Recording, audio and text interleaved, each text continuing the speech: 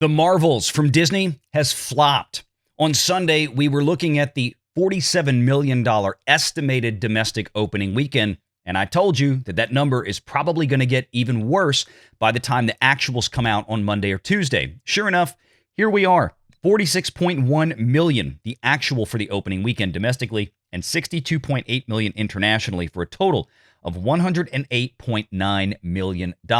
Just to put that into perspective, that is about $1 million less globally for the Marvels than what Ant-Man and the Wasp Quantumania did on its opening weekend in the US and Canada alone. Now begins the blame game. What went wrong? Gee, I wonder. At the end of its run, the Marvels will probably finish out somewhere in the $225 million range if we use Phase 4 and 5 Marvel films as a guideline to see where this is going, where it's going to leg out. And it's probably going to struggle to get even there. The Walt Disney Company and Marvel Studios is likely going to lose north of $200 million on this film, maybe approaching $300 million, depending on what the final tally comes in for the production costs. And even the Wall Street trades are getting in on who's to blame, but are they pointing the fingers at the right place? Maybe, maybe not. But today, let's correct the record.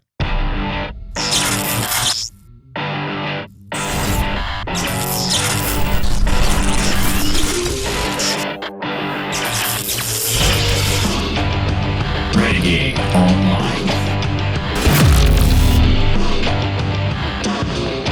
Well, folks, welcome back. Another great day here at Valiant Renegade. It's good to see everybody out there once again. And if you are like one of the many folks watching this video, not yet subscribed to this channel, please take a moment and turn that little red subscribe button to gray. Hit that like button, hit that notification bell, share this sucker out on the social medias, and of course, please do leave a comment before you head out the door today. And make sure to join us every Sunday afternoon right here on Valiant Renegade at 6 p.m. Eastern for the live show. From Fortune magazine, the Marvels flop shows that Kevin Feige's Brilliance, which drove $29 billion at the retail box office level for Marvel, is no match for Disney's insatiable need for content. So right off the bat, we get the impression that everything is just fine with Kevin Feige. It's Disney's pressure on Kevin that's caused this mess. The Marvels made about $47 million this weekend. No, sorry, it was 46. A disappointing number that missed already lowered expectations of $60 million that analysts predicted earlier this month. And that's wrong too. Deadline magazine, Variety magazine just a few weeks ago were actually projecting an $80 million opening weekend for the Marvels, and it came in at 47. A major reason for the film's flop is that the workload placed on Marvel's chief creative engine, President Kevin Feige, is starting to catch up with him, according to the authors of the recently published MCU, The Reign of Marvel Studios. Under Feige's leadership, Marvel produced 33 movies, 9 Disney Plus shows, and grossed about $29 billion in total box office sales in 15 years. Known for characters' trademark quipness, over-the-top visual special effects, and inspiring legions of nerds into thinking they're cool, Marvel movies have meant big business because they guaranteed a minimum level of quality that promised box office receipts ranging from good to historic. Marvel's Avengers Endgame became the highest-grossing movie ever at its 2019 release when it made $2.8 billion worldwide. Even the studio's lowest-grossing movie ever, 2008's Incredible Hulk, was still plenty profitable, making $265 million on a $150 million budget. Now, regular viewers of Valiant Renegade know that final line in that paragraph, that assertion that the Hulk made plenty of profit, is verifiably, unmitigatingly wrong. And again, this is something that bothers me with these Wall Street publications, is that they don't seem to really understand how the movie business works. A $265 million global haul for The Incredible Hulk probably would have returned around $130 to $150 million back to the distributor. And if they spent $150 million just making the film, that means that perhaps it may have broken even, but it likely didn't, because of course, marketing costs would have been in addition to that. Even in 2008, that might have been another $75 million. Now, that being said, even though The Incredible Hulk probably didn't turn a profit for the studio and the distributor, that was okay because there was something building moving forward, and there were merchandise sales that were starting to build. This was a long-range plan, so I don't want to fault Marvel for losing money back then. Now, even after it got out of the theater, it still would have been licensed out to third parties, television, streaming services that were just coming online, DVD rentals. Think of all the things downrange that really, in large part for Disney, no longer exist because Disney has decided to put everything on Disney Plus now.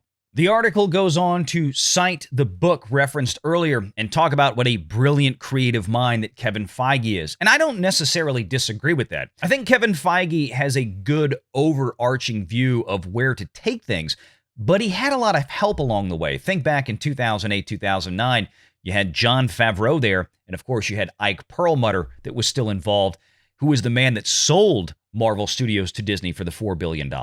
But even after lauding a tremendous amount of praise onto Kevin Feige's shoulders, the article finally gets to the buried lead. Most other production companies and film studios out there would go through a careful planning process before shooting a film, especially one that would have a blockbuster scale budget of, say, $100 million or more.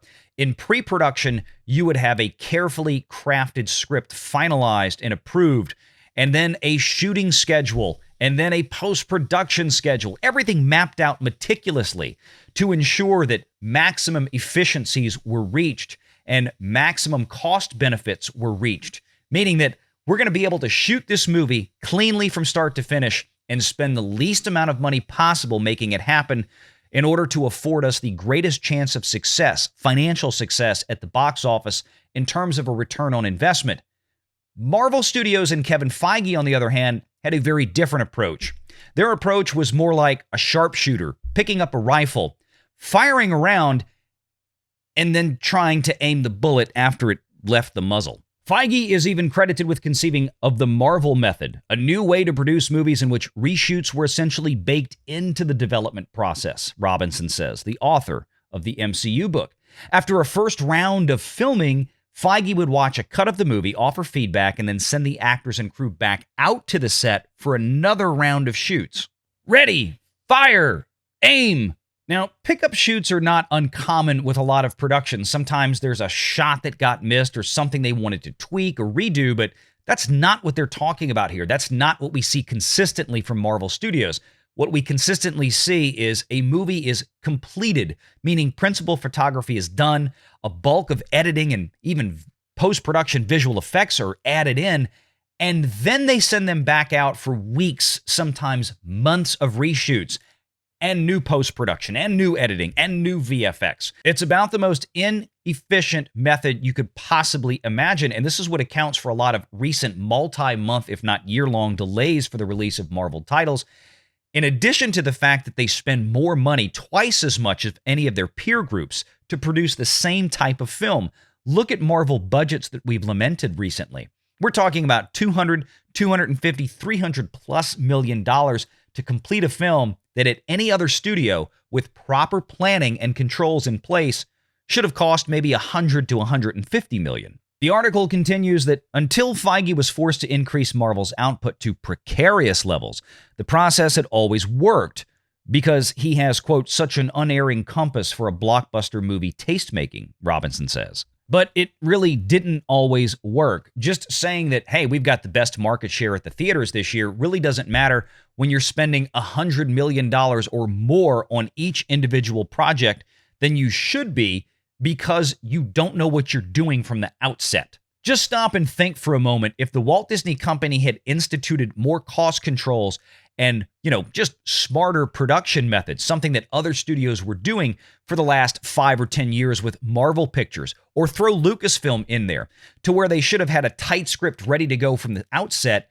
and then shot the film instead of reshooting, Disney might have an extra couple of $2 billion of profit in its pocket. But no, all of that was fine. It's just that Kevin Feige and Marvel Studios were simply stretched too thin. If only there had been somebody at Marvel Studios for the last, 15 years telling the Walt Disney Company that we're doing this all wrong. We're spending way too much money. We should be rocking back on these production budgets. There's no reason to be spending this much. We need to be careful about which stories and characters that we put on the screen, especially considering the amount of money that we're spending, because this is not going to last forever if we don't do this right. Oh, wait, there was Ike Perlmutter. Ike Perlmutter, of course, earlier this year was fired by Bob Iger under the guise of cost-cutting at Disney. But years before that, back in 2016, Kevin Feige didn't want to work with Ike Perlmutter anymore, and he managed to convince Bob Iger to shove Ike into a corner where he would no longer have any type of input over what Kevin Feige was doing. Feige was given autonomy at that moment, and everything that we've seen in phases 4 and 5 for Marvel, all of this string of massive failures are entirely on Kevin Feige's shoulders because nobody was looking over his shoulder anymore. Or hey, how about Bob Chapek, who Bob Iger put in as CEO and then summarily ousted in a coup at Disney just 11 months into Bob Chapek's reign, or at least the reign that he had without Bob Iger being there. As you might remember, Bob Iger really didn't leave the Walt Disney Company until December 31st of 2021. He was still chairman of the board up to that point, looking over Chapek's shoulders. Chapek only had through November of 2022 to try to reimagine what Disney was doing. Remember, it was Bob Chapek that said, we can't just let creatives do and spend whatever they want. We need to become a more distribution-focused model of company, meaning that we've got to have guys like his top lieutenant, Kareem Daniel, in place to where there's going to be decisions made from the marketing and distribution side of things on what gets made, how much gets spent on those projects, and where they get released. Is it going to be Disney Plus or is it going to be theaters? Now, of course, the studio heads didn't like this, and neither did Bob Iger. And lo and behold, Bob Chapek was sent packing. And if that wasn't enough, maybe Disney should have listened to some of its third-party marketing and merchandising partners. People like, I don't know, Hasbro.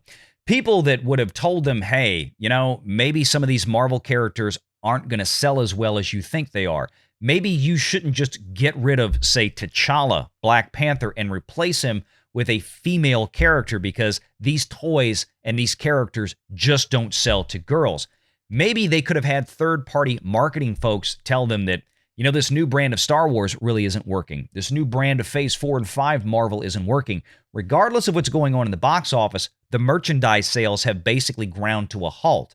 Maybe you need to rethink things. So you'd have to imagine for a moment either one of two things happen with marketing. Either the marketing people that the Walt Disney Company just have no idea what they're doing or who the audience is for these films, or the marketing folks and the merchandising folks told them this isn't going to work, and Disney simply refused to listen. And now the proof's in the pudding from places like Deadline magazine and elsewhere, with reports from intelligence that women just didn't show up to the Marvels. This was a movie that was supposedly made for them, but the reality is something that a lot of people out there in the ether knew before this movie came out, is that girls are not interested in this. This was not going to be a movie, no matter how much they spent on it, that was going to bring in the female audiences. Disney should have known this, and I'm sure their marketing and merchandising partners knew this as well. Have you seen much merchandise on the shelves for Captain Marvel even before it opened? I bet you haven't. 2/3 of the opening weekend audience for the Marvels were guys, and that was a very paltry audience to begin with. It's not that the guys are tanking this movie. The women simply just didn't show up. They don't care. And they're not going to buy the toys and merchandise for Ms. Marvel, Monica Rambeau, or even Carol Danvers. This is the problem with letting creatives be in charge of everything right down to what they spend. Creatives are going to create, and they're not going to put much mind to the fact of what a market will actually bear. You need to have distribution and marketing in charge of what gets spent on these kind of projects, or if these projects even get greenlit, because they know, or at least they're supposed to know, what the audience wants. And if Disney refuses to listen to people trying to give them sound advice, well, then it's totally on Disney. This isn't about making too many projects for Marvel. This isn't about making too many Disney Plus shows or too many movies. It's just about simply producing bad content. Moving the MCU away from a male-dominated superhero force on screen was entirely Kevin Feige's idea, and it should have been one entirely rejected from the moment that it was conceived, and it probably was, by Ike Perlmutter, which is why he's now gone. The blame for the continued failures of the MCU are squarely on Bob Iger and Kevin Feige's shoulders. Regardless of the excuse-making, this was simply very easily foreseen, or should have been easily foreseen by the Walt Disney Company based on the direction they were going. The audience was over here, and Disney decided to leave that audience and go try to invent a new one that was never going to come to fruition. And the real problem with Marvel right now is this. Even bringing in the Fantastic Four and the X-Men probably won't change a damn thing. They've broken this so badly, and so much of the audience has run off that not even that is probably going to largely bring them back. The best thing for Marvel to do is probably to take a complete break for at least 2 or 3 years, get their feet back under them, and reset. Go back to making films with characters and stories that the actual audience for these movies will enjoy. Stop trying to force new films with characters that those audiences will likely not be interested in. Stop thinking that you can create a new audience out of thin air. Get back to actual good storytelling and serving the audience that's willing to spend $29 billion all over again. Make sure you're subscribed to Valiant Renegade and join us every Sunday at 6 p.m. Eastern for the live show.